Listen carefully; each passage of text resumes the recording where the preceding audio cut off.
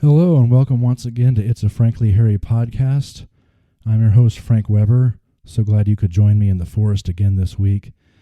Got a pretty exciting, pretty riveting show for you this time. Should be pretty simple, not too controversial. Hopefully you were able to check out last week's show where I discussed the origin of this show's name and kind of the legacy and behind it, what it means. If you haven't, check that out. That's episode 68. Today, some of you may, if you've listened to me every week, may have predicted most of what I'm going to talk about here today. We had a real slew of celebrity deaths last week, especially if you grew up or were alive in the 80s like I was. Pretty crazy. The names that passed away and left us very suddenly and unexpectedly, and I'm going to tell you a little stories that I have about those folks and reminisce with them a little bit. I think it's been a little while since I did one of these, and there are some people who I know I can't get to everybody, but I was reminded that a little while ago. Brian Wilson, who was, I don't think he was he the lead singer of the Beach Boys? He was definitely one of the big players, though, in the Beach Boys. He passed away, and I listened to the Beach Boys a lot when I was a kid, and there was also an actor named Michael Madsen who passed away here in the last few weeks. Didn't know as much about him, but I do remember him from movies like The Natural, probably a couple of others. And then prior to last week, so this show is going to air on July 30th. There were like 3 or 4 big deaths last week. And then there was a couple of people who died the week before that, a couple of singers. Helen Cornelius, who was a country singer, well, I guess a little bit before my time, but I think I remember a little bit of her work, passed away. And then Connie Francis, who's also a singer, I can't remember if she was in country or not. She may have been, also passed away that week. So, like I said, I don't know as much about them or could tell you any kind of real interesting stories or what have you, but I figured I'd take time for most of this show to talk about the other 4. As much as I know about them. And I think it started with Malcolm Jamal Warner passing away. He played Theo Huxtable on The Cosby Show. Was not a whole lot older than I am right now. 7, 8 years, something like that. Didn't really know where he and a lot of the Cosby kids went after that show ended. That was always a mystery to me. I mean, I think most of them stayed in acting or maybe in singing a little bit. I don't know that he sang, but I was thinking back on that show a little bit, and I don't remember. I think he was the only Cosby or Huxtable's son on that show, which sounded kind of weird to me because they had a fair number of kids, and most of them were girls, daughters. I'm not sure why they wrote the show exactly like that, but because I was going to say originally he was the oldest son, but I think he was the only Huxtable son. But seemed like a cool guy. I don't know what he did after that show. Got into some interesting antics on that show and trouble with his dad, trouble with his parents.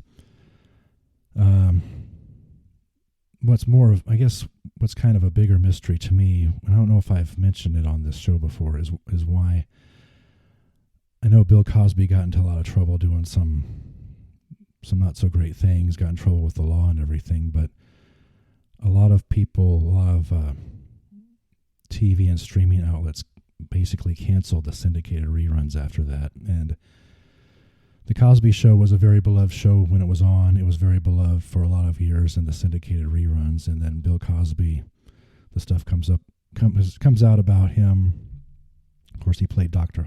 Huxtable, the father on Cosby's show. Stuff comes out about him, and then they basically decide not to play the Cosby Show anymore. So I really don't understand. You're basically throwing the art out with the primary artist, which doesn't make any sense at all to me. Because, like I said, the show was up there, was very beloved in the way shows like All in the Family or MASH or Three's Company are still on today. Usually they're on multiple channels, multiple outlets. And it's a little bit harder to find Cosby Show now, and it doesn't make any sense at all to me.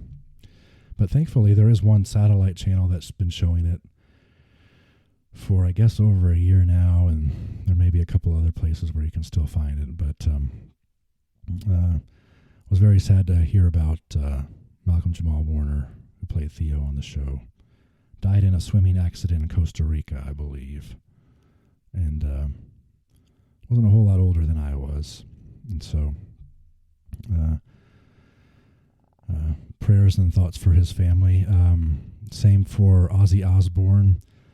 I didn't know who passed away, I think, the day after, or I heard about it the day after. I don't know a lot about Ozzy and the Osbournes. I know he was the lead singer for the heavy metal group Black Sabbath, I believe it was. I don't listen to a lot of heavy metal. But he became a pop culture icon, to say the least. He and his family, I think they went on to have a reality show. And yeah, they were a little bit different, but they were lovable and relatable. And that seemed to be something that happened a little bit later in his life and career. But again, thoughts and prayers for him and his family. Another loss was Chuck Mangione. Did not know a lot about him other than the fact that he played himself recurringly in the original King of the Hill, and I don't know that nice adult cartoon regarding living in Texas, like I live in Texas right now. But we'd see him show up on that show occasionally playing his song "It Feels So Good." He was kind of like, he played a different instrument. He didn't play saxophone, I don't think. Could correct me on that if I'm wrong. He usually played a sort of a trumpet, I believe.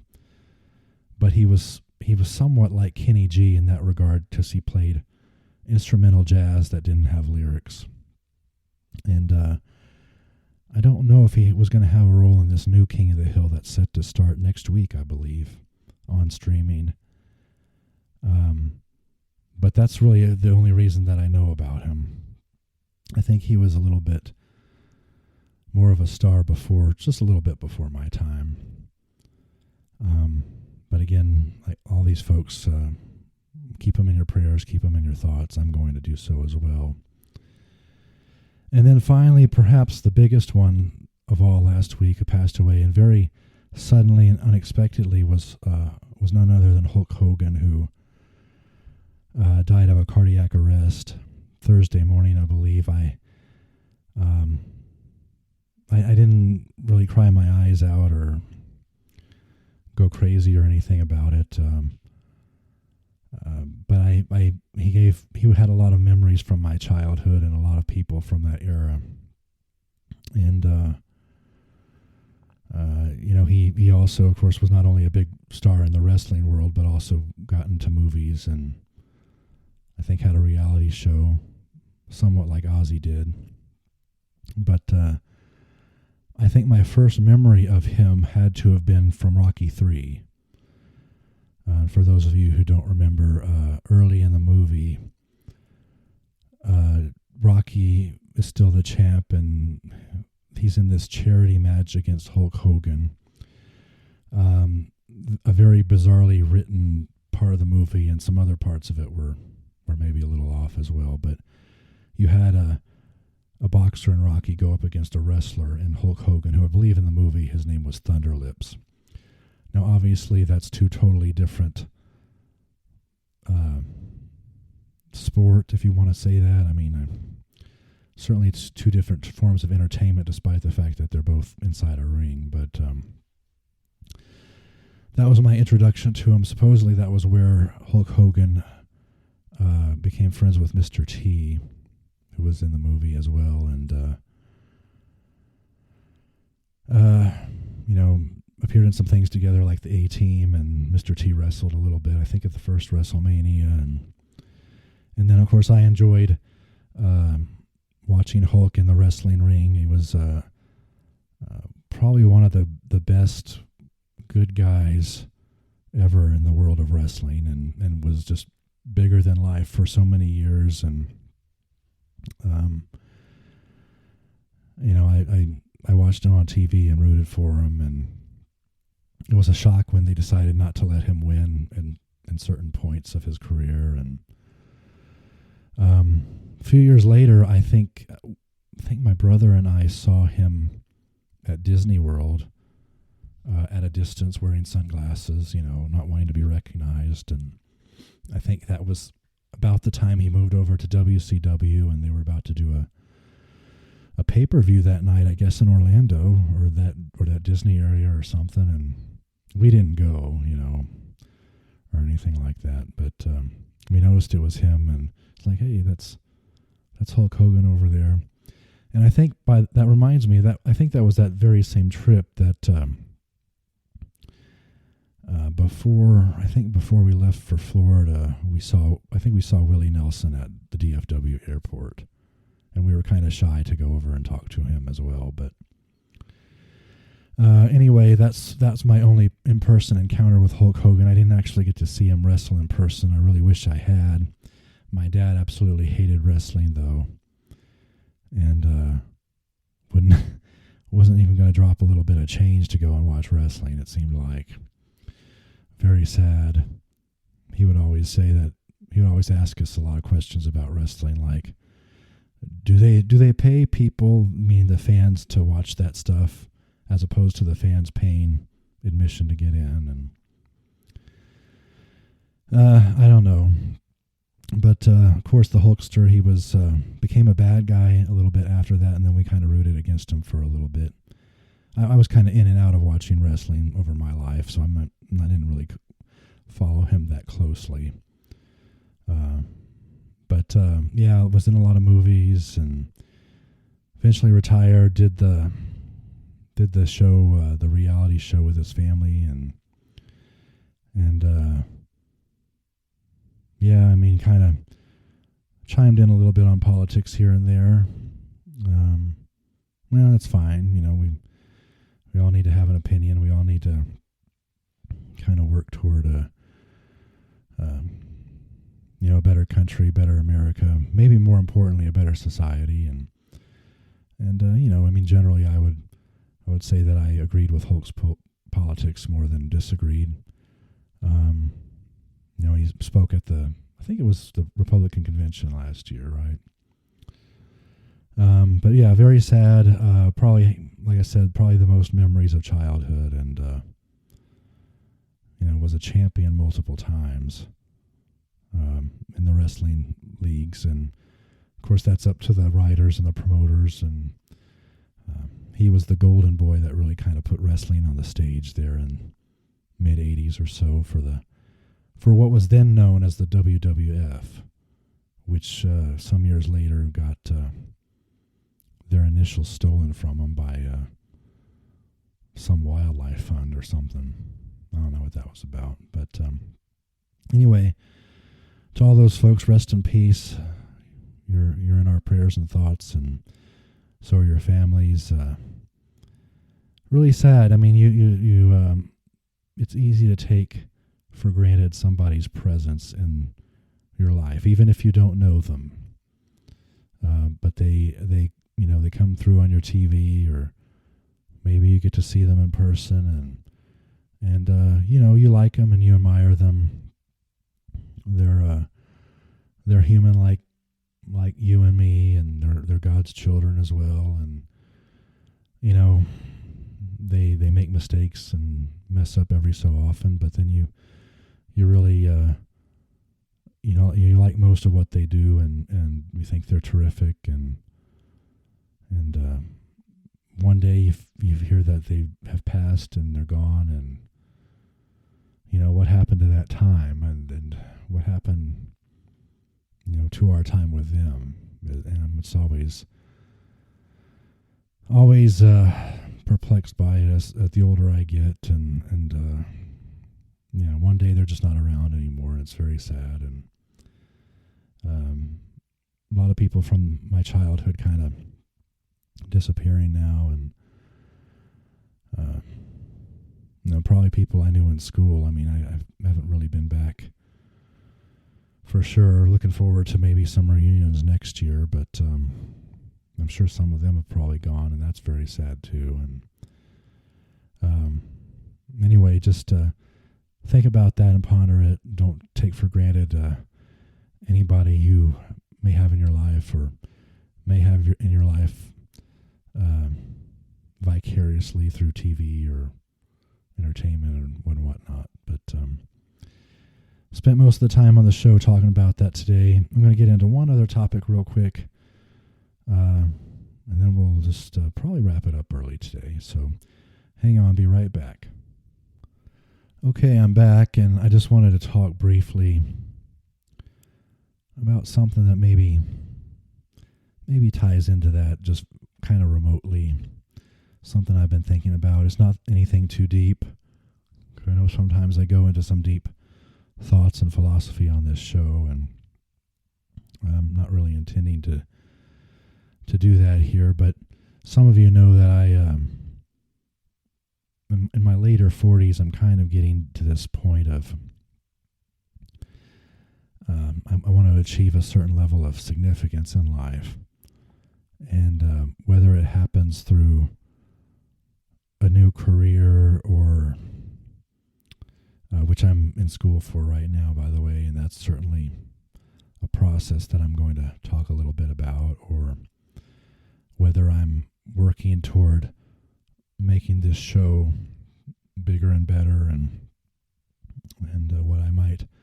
where I like to see this show go. This is also a process. I do think we're getting a little bit more hits, more people listening to it.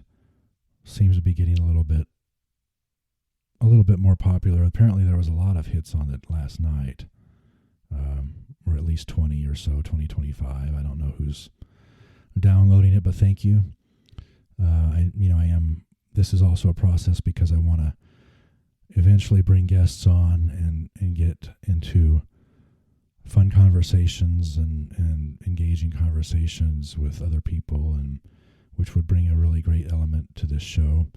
I don't necessarily have a lot of time to plan out this show a great deal, and I'm just kind of doing this to keep the show going, get the name out there, and get some practice each and every week. But it may be several years away from where I'd like to see it, and then of course there may be some other things in life. I'm not going to share all the personal things here, but there may of course be things in your life as well that you're working toward, and that are not going to happen just automatically overnight. And I just wanted to just simply say, because it's very difficult in, I guess, our time in our society where there's a lot of instant gratification, and you can get a lot of things on demand through the internet, that there's not really a lot of process in terms of learning and anticipating and knowing where exactly you're going to go. And I'm like I said, I'm at a really interesting point in my life. Some people would call it a midlife crisis, but a lot of it is really about a search for significance and kind of trying to bring a lasting legacy on those people I talk to, whether it's you, my listeners, or people that I see regularly in my life or in my community, to try to bring some kind of lasting impact on them.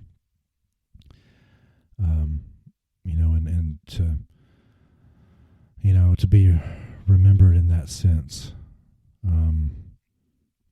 I think a lot of people want to know other people, and they want to be known.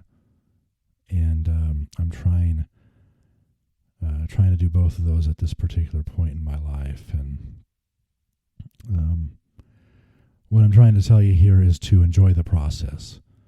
And it may be tough, it may be difficult, but honestly, if you can do pretty much anything you want to if you put your mind to it and you put the effort into it.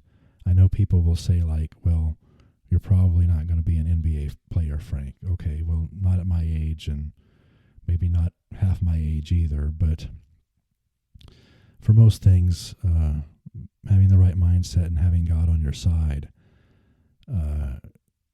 you can have the faith to know that you will eventually get there. And if he has other plans for me or for you, then so be it. But regardless, he'll see you through, and we'll see you through this process, and to know that there's something else on the other side, no matter if it's in this life or in the next. And the things that we long for on this planet, sometimes we can attain those things here in this life. Sometimes it'll be the next life. But I just encourage everybody, not really preaching to you this week, not judging anybody or making a societal commentary or judgment, but I highly recommend just slowing down, enjoying the process. Sometimes it doesn't seem like a lot of fun. Sometimes it seems kind of rotten, but we will all eventually get there one way or another, and we may not always understand the result, but it's worth the journey, and a lot can be learned on the way, and a lot of things can be accomplished as well before you actually reach that final goal. And so anyway, that's pretty much all I wanted to say today. I think that's kind of a lot. I don't really have a ton to say there, but just slow down, enjoy the ride, take it easy. We'll get eventually to where we're going. So I guess I should make one more comment real quick. I kind of moved on from some of the other comments from last week, so I don't really want to go back to them. I said I wasn't going to be controversial here. The new Happy Gilmore came out, Happy Gilmore 2. I have not seen it. I'm hearing some reports that it was not good. But maybe I'm wrong. Still don't really, since I brought it up, still don't really know what's going on with the Chip and Joanna Gaines deal, which I commented on last week. I know a lot of people are criticizing them because they need a good testimony and everything, but then how do you do that by politely refusing to serve these other folks? I don't know, because at the same time, if these had been the folks who were dying on the side of the road, who the Samaritan came along and helped because they were dying, I mean, they would need to be helped. But then whether you want to do business with them or put them on your show is a little bit of a different story. So I'm not really sure what the balance is there. I told you I thought I wasn't going to talk about that again, but I still think there's more to that story. And then people are still talking about that CEO guy who ran off with his HR lady, and they were shown on the Jumbotron at the Coldplay concert. That got into a lot of people's imagination, and I don't really know why. They're apparently having an extramarital affair with each other. They're both married to other people, and then they overreacted on the screen, and yet a lot of people made a big deal about the whole ordeal. And apparently it went viral on social media. If they hadn't overreacted, it probably would not have been viral, but that's such a big discussion in the news. When they first broke it, I'm like, I don't know. I mean, maybe we should care as caring, concerned Christians, but I don't know. I mean, it's kind of a big nothing burger, though, too, and a lot of people ran with it. So I don't know. We get into a lot of weird stuff. Anyway, I took a little tangent there at the end when I was going to wrap it up, and just wanted to get those things in because we're, almost to the end of July, and some of those stories are getting old, and the news cycle may have moved on a little bit since then. But anyway, I'm definitely wrapping it up here now. Like I always tell you, sharing is caring. Please share the show with your friends, family, people you might know in other activities at work or church, or going to the grocery store, going to Starbucks, going to your favorite restaurant, wherever. Let them know about It's a Frankly Harry podcast and its host, Frank Weber. I'd really appreciate that. I've got share buttons, subscribe buttons. You can leave me a comment or even send a direct message. Would love to hear from you, and we'll try to get back to you on those. But anyway, for now, I believe that's everything. Can't wait to be back with you in the forest again next week. So this is your host, Frank Weber, signing off from It's a Frankly Harry podcast. Love you. See you again next week. Bye.